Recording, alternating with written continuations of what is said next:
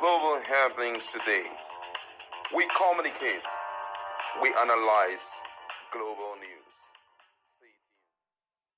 Hello, great people. Welcome back to Global Happenings. Today, we're so excited to have you again. Shehu Sani has lambasted Wike over his statement when he made some presentation during the Nigerian Annual Lecture and Gold Prize Award 2024, an event organized by This Nigeria Newspaper. Don't forget, during that particular event, Wike was caught lambasting the two, that though they are complaining about the poor performance of Bola Ahmed Tinubu's government, but they didn't even do better when they were given an opportunity. He says that activists sometimes do feel a big deal. That what did Shehu Sani, what did he do when he was Kaduna State lawmaker? And also, what did Mike Ezehume, who is a senior advocate of Nigeria, what has he been doing that oftentimes has been seen defending those who have rigged election?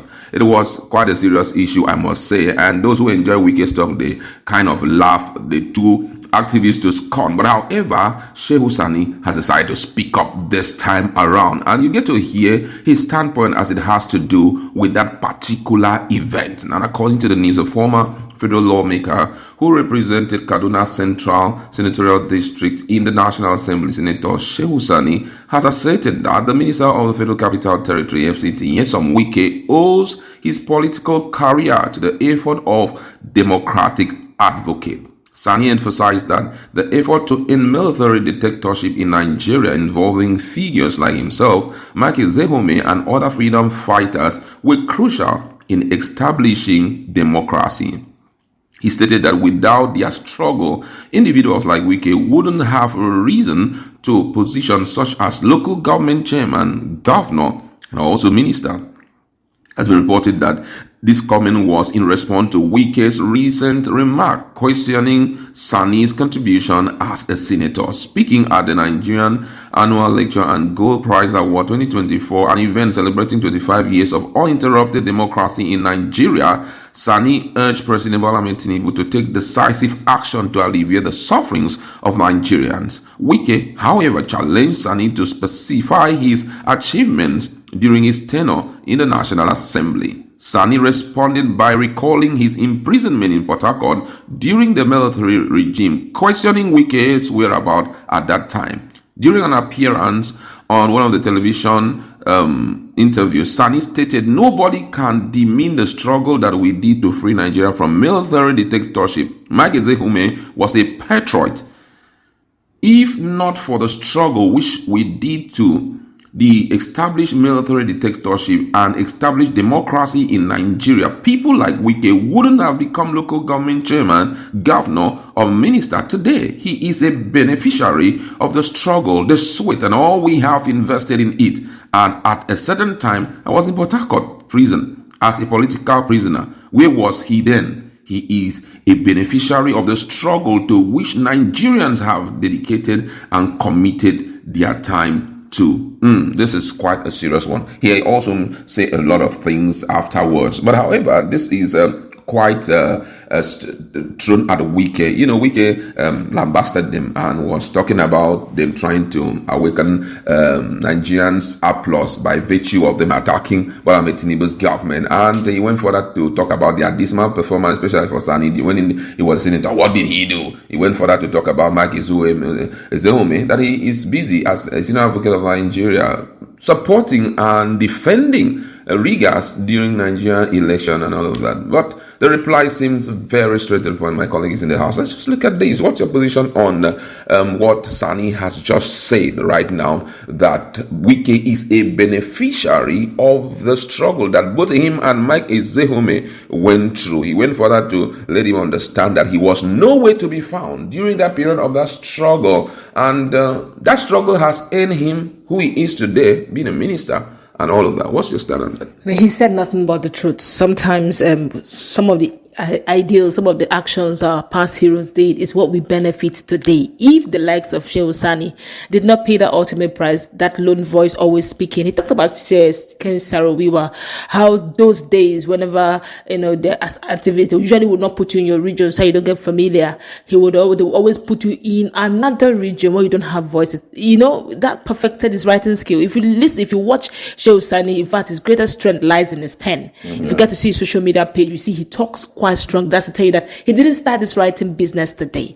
And Wike should have accorded him. Yes, he may not be that type that will come and shout, using the press and all that, but he usually makes a lot of sense. Of course. He has a way of passing messages in a subtle but very coherent manner that you will not miss the message and you also not miss the point. Sometimes in a funny manner, but still the truth. And I noticed that he's very fearless. I was wondering, I wanted to research into his person, but I noticed that when it's time for him to tell you the truth, he doesn't kind of restrain his voice. Like, I could still remember when he looked at Bola Tinubu in the face and told him, the democracy. Yeah, that you've got to release those people who are still in prison because you sponsored us for, all manner of protests and all of that. That was like, whoa, this man's got some balls. He said, you are even the father of us that used to protest. Yeah. You led the charge. Now your children are in prison, so be honorable enough to let them go. And that's to tell you also that he has probably seen the worst. Somebody who has been in prison for many reasons, especially on political reasons. What else again can you do to him? He have tested it on all grounds. And I'm surprised that even if you remember, Bola Tinubu recognized Shehu Sani because they've been together. He knows how he recognized them on that democracy. They mentioned some certain people, and Shehu Sani is one person, though the new generation may not know about it, but the older generation knows the role they play. They may not be very popular for you to see them being fronted, but they were those voices at the background screaming and shouting that Nigeria must not fail. Now, he said the truth. If there was no democracy fully enshrined, the likes of Wike would never have been a governor, wouldn't have even been a councillor, how much more a chairman, talk less of becoming a governor. And now you're saying that activism is nothing, that they are failures.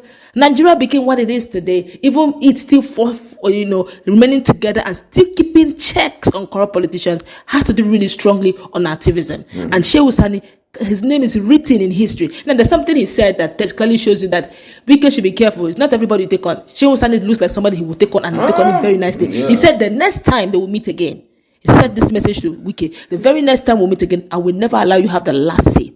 And I've noticed that each time you come, you want to be the last to speak, so that you will speak and you wrap it up. He said that way, when you talk, I will wait to be the last. I will reply you for everything you say to tell you that he's not scared of Wike. If he's a lion, it is Obi lion. He's not a national lion.